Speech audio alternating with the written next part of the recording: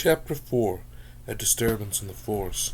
In the dark wastes of Coruscant, at the settlement of New Dreshday, a modern model of the settlement's ancient past came to life as Darth Vader stands overlooking the settlement from a nearby hilltop. Cosmos appeared beside him and said, "The Jedi have returned to Coruscant. They have defeated the Death Watch." Darth Malphus focused his attention on his apprentice and said slowly, "I have a mission for you, my apprentice." Cosmos would bow and said, "What is it, my master?" Darth Malphus would hand him a holocron and an old scroll. Malphus said in a deep and confident tone, putting a hand over the shoulder of his apprentice, "Go now to Coruscant. Travel to the residential sector of the upper city. Activate this holocron and read from the scroll. Do not second guess or doubt yourself. When the deed has been done, you will sneak into the Federation lockup at the Senate chambers. There you will break out Dazzle Street and bring her to Concord Dawn." Cosmos asked, "How did you know about the Mandalorian, my master?" Darth Malphus replied, "I know a great deal of things, my apprentice. Prove yourself worthy of the dark side. When you return, meet me in the Valley of the Sith Lords." Darth Malphus would walk away and Cosmos would head to his ship. Back in Coruscant in the Senate chambers, the head of state Mikhail Moscovici would deliver a speech. "It is with great and utmost confidence that the Federation and Mandalorian support to bring an end to the crisis in Mandalore. This has been successful. I would like to applaud the Federation for its humanitarian efforts that have been put into place. I believe the newly elected Prime Minister of Mandalore has a few words of closure on this crisis." Silka Itera, the former senator and newly elected Prime Minister, spoke in a confident tone. "The heroes of the Federation have been given proper ceremony and respects. Heroes all in their own mind, and those who return home to tell the tale. Clan Shiza and their supporters have fled to Concord Dawn, outside of Mandalore, a historical home for the Death Watch believers. Efforts to track down and find Garth Lackness continue. Dazzle Street, the leader of the Crusade, has been brought to Coruscant into custody of the Federation. She is being held at lockup until sentencing. As the newly elected Prime Minister of Mandalore, I promise to continue furthering relations between Mandalore and the Federation. Democracy is important for the Mandalorian people." A round of applause filled the Senate chambers. In the Jedi Council chambers, the Council Masters met in private. Alvin Merlin said, "I sense a disturbance in the Force." Jeej looked to him and said, "The shroud of the dark side it is." Kafar spoke next. "Do we have any indication whom the Dark Jedi Deneus and his Padawan encountered in Jakku was?" Ernu Ling responded, "There has been a list of generated possible Jedi, from younglings to the rank of Master, who disappeared or left the Order, that has been produced by the Council, but no concrete evidence as of yet." Wolf Zayas said, "I have a feeling that the conflict in the Mandalorian systems is not over yet." Molar Questi spoke on Wolf Zayas' statement. "We must be cautious and patient. All will reveal itself in time." Chiron Drago said, "We must meditate on what has come to light." Dineas Tran and Vinci Bless would be meditating outside at the Jedi Temple Gardens. Vinci Bless said, "Master, I feel something dark." Dineas Tran closed his eyes and said, "I feel it too, my Padawan, a disturbance in the Force." Vinci Bless then said, "How can we know where the disturbance is coming from, Master?" Dineas Tran then said, "It is hard to tell, Padawan." At that moment, Cosmos had arrived on Coruscant, his cloaked ship landing in the residential sector of the upper city above a building. A bunch of scavengers scattered as he landed. Many in the upper city pretended like this place did not exist. It was the baddest region in the upper city, a district that had a dark history. Cosmos jumped from the top of the building into a clearing. As Cosmos jumped into the clearing, a dark, gloomy feeling came over Coruscant. Cosmos pulled the holocron and focused on it using the dark side of the Force. The the Sith holocron opened and a dark energy swirled above it, screaming and yelling in a machine-like voice.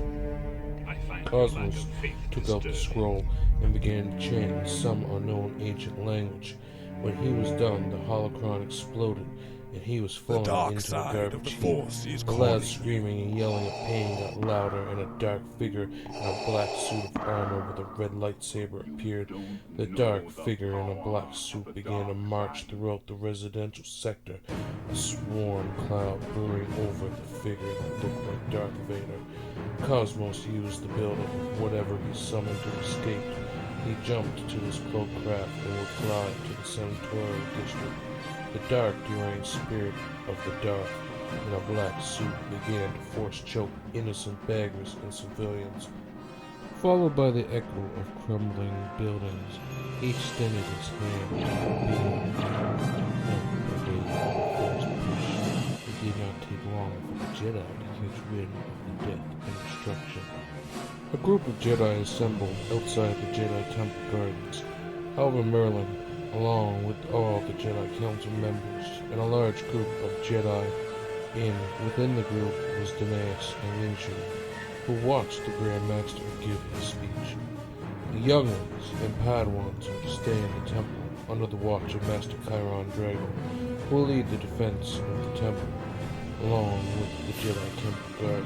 No Padawan or youngling is allowed outside of the temple. Daenerys whispered to Linshu, "You better get inside." Linshu quickly left the crowd and went inside the Jedi Temple. Master Chiron Drago nodded and would silently leave the crowd to prepare the defense of the Jedi Temple. Its exotic weapons expert would be the best qualified to deal with defending this temple. Alvin Merlin continued his speech. The residential sector is being ravaged by something or someone. The Federation is locking down the surrounding sectors, trying to contain this. I sense the dark side of the Force is at work. Master Kafar, I want you to go to the Senate chambers with a task force of Jedi Knights to protect the Senate. Kafar nodded, "Yes, Master." He would take a group of Jedi Knights and head for the Senate chambers. Alvin Merlin looked to the other Council Masters. Master Jeej, Erna, Wolf, and Molar Questi. I want you to take the remaining Masters and Knights, divide your forces, and surround the residential district. When in position, we will face the source of the dark energy causing this destruction. I will assist Wolf Zeus with the main force that will try to contain the source. Those who remain travel to the residential sector in various ways, some force jumping, others using transports or speeders. The dark evil spirit ravaged the residential sector, turning it into a ruin. Don't make me destroy you. Vader could be heard. As the Jedi arrived, they would corner the evil spirit in the middle of the sector, standing on a pile of rubble. Dark clouds of energy blowing off the dark-plated suit spat steam. The Jedi stood in awe of what they saw, a Sith spirit that was tuned up. Federation soldiers and civilians stood no chance against such a being. The dark spirit said in a deep, machine-like tone, "You stand before me and my empire. I am a Sith Lord. You will feel the wrath of the dark side of the Force." The spirit moved to force choke a group of Jedi. Wolf Zeus ignited a double-bladed yellow lightsaber, letting out a howl like a wolf, and he charged the spirit. Darth Vader would force Wolf Zeus into a pile of rubble. Loud cracks and snaps were heard as the Jedi, choked by the spirit, were finished instantly. Molar Questi came in next, a single-bladed blue lightsaber meeting the phantom red blade of Darth Vader. The dark spirit screamed out with pain and sorrow, kicking Molar Questi, Jeej, and Aaron would double-team the spirit, their green blades reflecting off the ground as even they were no match together against the spirit. Of two of them, they were flying, as it used the Force expulsion to send an energy wave all around, sending them back into the rubble. As the battle got heated up, Cosmos had reached the prison lockup at the Senate chambers. All of the prison guards were laying dead on the ground with their lightsaber burns on their bodies. Cosmos and Dazzle Street would be leaving the senatorial building as Master Kafar and his team of Jedi Knights were getting to the Senate. Kafar ignited a single purple blade, and the Jedi Knights followed his lead. Dazzle Street began to fire dual blaster pistols, picking off the Jedi Knights one by one as the battle began. Cosmos, with his double-bladed lightsaber, would keep Master Kafar busy. Dazzle would be fighting the last Jedi Knight as Cosmos went toe-to-toe, lightsaber to lightsaber with Kafar. Dazzle blinded the Jedi Knight with hot liquid, finished him off with 2 blaster shots to the head. Master Kafar was about to get the finishing blow on Cosmos when Dazzle Street shot him in the back, causing him to stop his attack. As the Master paused, Cosmos plunged his lightsaber into his heart. Master Kafar gasped slowly, dropping to the ground. Meanwhile, in the residential sector, a small group of Jedi remained. The Jedi Council Masters together attacked the dark spirit of Darth Vader. The Grand Master would use a powerful force attacks. He would draw upon the force and use a powerful beam of light energy. Aaron and Jeej, Wolf, and Molar constantly cut into the beast of the spirit with their blades. Elvin felt a great sadness as he felt the loss of Kafar through the force, but he knew he could not let up. With all of his energy, he put this energy into a wave of light, casting a beam so strong and hard that the spirit screamed out in pain. The armor slowly started to tear and become eradicated. The dark red and black energy of the spirit itself, shaped like a man, and burned into a crisp. Part of the machine screamed out. As Elvin put the rest of his energy into this wave, he passed out as the beam hit with the dark spirit's saber. Darth Vader screamed one last time, going back into the oblivion that he came out of. As the smoke settled, the Jedi would pick up the survivors and take them back to the med bay of the Jedi Temple. Cosmos and Dazzle would escape in this cloaked vessel, jumping to hyperspace and leaving the scene of the crime, heading to Concord Dawn. The cloaked vessel landed on a docking bay at an encampment on the planet. Cosmos and Dazzle Street left the vessel, traveling to the biggest tent in the center of the camp. When they walked in, Garth and 2 other clan Shiza Mandalorians in white armor were standing around a round table looking at a map. Garth had his helmet revealing his mid-aged face as it was on his head, graying, blonde, flat top. Garth said, "Welcome back, sister. It is good to see you." Dazzle Street responded, "Our friend Cosmo helped us. His master wishes to meet us soon." Garth nodded and said, "We are securing Concord Dawn and building up our forces in preparation to attack Mandalore. The Hutt's cartel has agreed to assist us in the invasion to ensure that the Federation does not stop our capture of the planet." Cosmo smirked and said, "My master will be interested to meet you in Mandalore once you have seized it. We will be in contact soon." Cosmos left the tent, returning to his spacecraft, leaving Concord Dawn. Back on Coruscant, Elvin Merlin awoke in the med bay. He would be greeted by Erinu Ling. Elvin asked Erinu, as he unhooked himself, "Master Kafar, is he?" Erinu Ling nodded with a sad look on his face and said, "Lightsaber and blaster wounds. Dazzle Street was assisted in an escape. Hollow footage suggests it is the same Dark Jedi who attacked Dineas Tran and his Padawan on Jakku."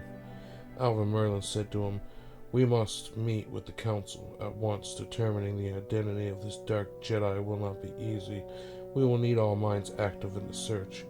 I would say that he is most likely responsible for what happened in the residential sector.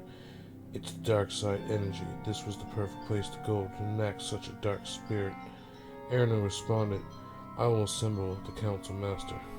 At the Senate chambers, the head of state, Mikhail Moscovici, addressed the Senate. The lockdown and damage caused by the reactor leak and overheating problem has been dealt with. Although no more danger exists in the residential sector, it is considered highly radioactive. Cleanup crews and Federation personnel have this sector locked down until further notice. Finchu Bless, standing between Prime Minister Itera, whispered, "Do you think the Senate will believe this cover-up?" Prime Minister Itera shakes her head. Senator Derek Jones and many others do not believe him. He has already stated his position to run against them for head of state in the next election. We shall see where this popular opinion goes. Derek Jones, the senator from Coruscant, addressed the crowd. If this was a mere reactor leak or overheating issue, then why were so many Jedi called into action? We did not elect a head of state to cover up military secrets. We are a democracy, not a dictatorship. The Senate begins to argue as head of state Miguel calls an end to the meeting. That is enough. That is enough. He keeps repeating as his pod lowers back to its default position. Cosmos is seen landing in the Valley of the Dark Lords. As he exits his vessel, Darth Malphus greets him. My apprentice, you have returned from your mission. You have done well. The Mandalorian resistant leader is free. I take it? Cosmos bowed and said, yes, my master. Dazzle Street has reached Concord Dawn. They plan a civil war in Mandalore. The summoning was completed as requested, leaving the Jedi crippled. Darth Malphus responded in a low but dark, bones-shivering tone. Your real training begins. Soon you will become my apprentice, Acolyte. The Valley of the Sith Lords is our ancient home. I have revived the Sith Academy here. Our real work soon begins to prepare for the next phase of the plan. In the Coruscant Jedi Temple Council chambers, the Jedi meet amongst themselves in a council meeting. Master Jeej would say, the Dark Jedi. Suspect them, we do. The events. The disturbance, we do. Erno Ling would once again elaborate for Jeej. Master Jeej suspects the Dark Jedi was a Jedi youngling or Padawan who went missing from the temple some years ago. This rogue Jedi now seeks revenge on the Jedi. Wolfsay said in a deep tone, how could a rogue Padawan take down Master Kafar and a team of Jedi Knights? Chiron Drago replied, the dark side of the Force is hard to foresee. We cannot underestimate this Dark Jedi or the Mandalorian rebel leader, Dazzle Street. Well, Arquesti said calmly, I suggest that we keep a close eye on the Mandalorians and investigate any more leads we come across on this Dark Jedi or any other possible rogue Jedi who have deflected from the Order. Alva Merlin responded to the points that were made by the Council and the requests by saying, we will hold a ceremony for those who have sacrificed their lives to save Coruscant this day. We will work closely with the Senate in assuring that the conflict in Mandalore does not resurface. For the Dark Jedi, we will send Jedi to investigate any suspicious activity and to follow up on old investigations and leads on missing Jedi files. For now, we must be patient. The rebuilding of the residential sector has caused some questions since the Senate has tried to cover up the true nature of the sector's destruction. Public unrest is present. We must ensure the citizens of Coruscant are safe and calm through this time. The Jedi will gather in the Jedi Temple courtyard, where several senators attended the Heroes of Mandalorian Crisis and Coruscant Memorial. This incident gathered to gain the honors given out by the head of state, Mikhail Moscovici. They would grant the Jedi Council and Grand Master medals, along with many of the Jedi who served in the conflict, along with Vinshu and Danaeus. Federation soldiers would be lined up behind them. Brando would be among the crowd standing beside Vinshu. Vinshu whispered to him, decide to return to Coruscant? Brando smirked. I wasn't expecting a hero's honor in my return for flying you guys around. I almost got the hut paid off. Figured I'd come see how you guys made out. Vinshu smiled. At the end of the ceremony, they all bowed, and a group of people cheered. So, in conclusion to this audiobook, I would like to give a big thanks to George Lucas, LucasArts, and Disney for the inspiration to create such stories, and of course, Star Wars Roleplay community. SWRP for short, as most of us know, is inspired by those stories, in turn inspiring this ebook that has inspired many stories to come from those within the Star Wars community of Galaxies, Second Life, and the Old Republic. Thank you for listening.